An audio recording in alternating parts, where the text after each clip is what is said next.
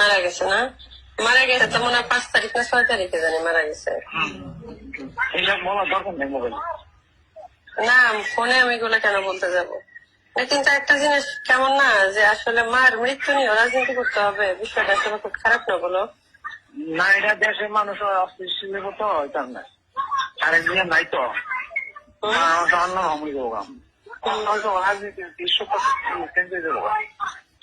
হ্যাঁ সেটা তো ঠিকই, যত রাজনীতি হোক, কিন্তু একটা মুসলিমের মারা যাওয়ার পর তো তাকে জানাজা দিয়ে দ্রুত দাফন করতে হয়।